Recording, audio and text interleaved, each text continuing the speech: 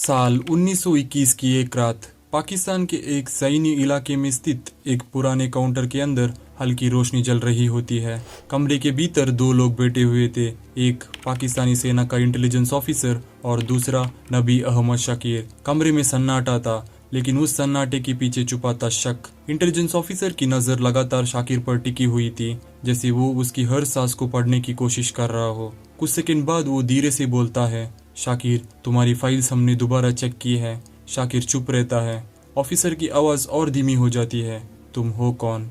कमरे की हवा अचानक भारी हो जाती है। शाकिर धीरे से अपने हाथ में पकड़ा चाय का कप नीचे रखता है और बिना कुछ कहे खड़ा हो जाता है। दोनों की आंखें एक दूसरे में जमी हुई थी। अगले ही पल शाकिर अपने कुर्ते की अंदर छुपाई हुई पिस्तौल निकालता है और बिना एक सेकंड गवाए सीधा ऑफिसर की सीने में गोली दाग देता है। गोली की आवाज पूरे कमरे में गूंज उठती है। ऑफिसर जमीन पर गिर चुका था। उसकी आंखों में अभी भी वही सवाल था, तुम हो कौन? शाकिर कुछ सेकंड तक उसे देखता रहता है, फिर शांत होकर वापस बैठ जाता है और ठंडी हो चुकी चाय का कप उठाकर एक घुट लेता है, जैसे कुछ हुआ ही ना हो। क्योंकि वो नबी अहमद शकीर नहीं था, वो एक भारतीय था जो दुश्मन देश के दिल में बैठकर मौत के साथ खेल रहा था। उसका असली नाम था रविंद्र कौशिक।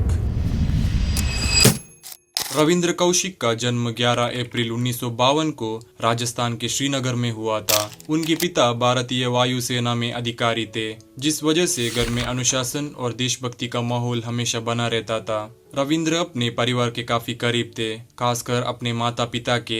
एक सामान्य मिडिल क्लास परिवार की तरह उनकी जिंदगी भी सादगी से भरी हुई थी। बचपन से ही वो पढ़ाई में अच्छे थे, लेकिन उनकी असली पहचान उनकी एक्टिंग थी। स्कूल और कॉलेज में जब भी कोई नाटक होता तो रविंद्र उसमें सबसे अलग नजर आते। वो किसी भी किरदार को इतनी सहजता से निभाते थे कि लोग उन्हें देखते ही रह जाते। नाटक के साथ साथ उन्हें बहस करने का भी काफी शौक था।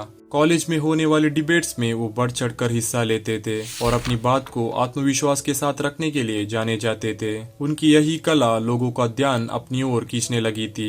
एक ऐसे ही कार्यक्रम के दौरान उनकी प्रतिभा पर कुछ खास लोगों की नजर पड़ी और यही से उनकी जिंदगी ने एक ऐसी मोड़ लिया जहां से वापस लौटना आसान नहीं था। कुछ समय बाद उन्हें भारत की खुफिया एजेंसी रॉ द्वारा चुन लिया गया। इसके बाद रविंद्र कौशिक को दिल्ली बुलाया गया, जहां उनकी ट्रेनिंग एक गुप्त स्थान पर शुरू होती है। ये ट्रेनिंग आम नहीं थी। यहाँ उन्हें सिर्फ सिखाया नहीं जा रहा था, बल्कि पूरी तरह बदला जा रहा था। सबसे पहले उन्हें उर्दू भाषा और इस्लामिक संस्कृति की गहराई से ट्रेनिंग दी गई। उनकी हर छोटी बड़ी आदत पर काम किया गया। उनके बोलने का तरीका, चलने का अंदाज, यहाँ तक कि उनकी हाव भाव भी बदलने लगे। धीरे धीरे रविंद्र कौशिक की पुरानी पहचान खत्म की जा रही थी। इसके बाद उन्हें पाकिस्तान भेजने की तैयारी शुरू हुई, जहां उन्हें अपनी नई पहचान के साथ जीना था। इस मिशन के तहत वो पाकिस्तानी सेना से जुड़ी बेहद गोपनीय जानकारियां भारत तक पहुंचाने लगे। सीमा पर हो रही तैनाती, सेना की हर हालचाल और आने वाले ऑपरेशंस की गुप्त योजनाएं,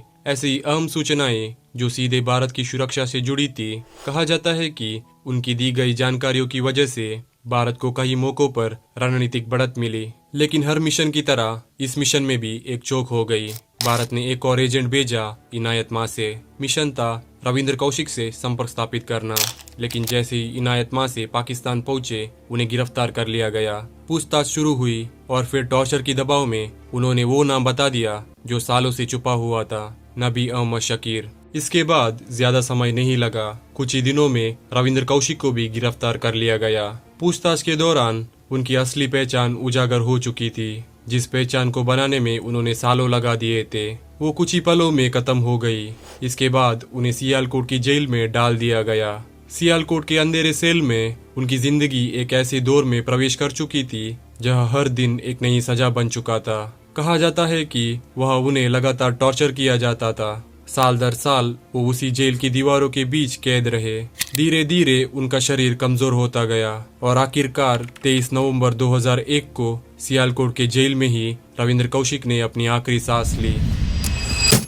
भले ही रविंद्र कौशिक आज हमारे बीच नहीं रहे, लेकिन उनकी कहानी आज भी भारत के इतिहास के सबसे खामोश अध्यायों में दर्ज है। उनके अद्भुत साहस और योगदान के लिए उस दौर की प्रधानमंत्री इंदिरा गांधी ने उन्हें ब्लैक टाइगर का नाम दिया था। उनकी जिंदगी से प्रेरणा लेकर एक द टाइगर जैसी फिल्में भी बनाई गई और ऐसा भी माना जाता है कि ब्लॉकबस्टर हिट धुरंधर की कहानी भी कहीं न कहीं उनकी जीवन से मेल खाती है। आज भी उनका नाम ज्यादातर लोगों के लिए अनजान है, लेकिन सच्चाई ये है कि हम जिस सुरक्षित जिंदगी जी रहे हैं उसके पीछे कहीं ना कहीं रविंद्र कौशिक जैसे जाबाजों का भी हाथ है, जो अपने देश के लिए जीते हैं और अक्सर चुपचाप गुमनामी में ही मर जाते हैं।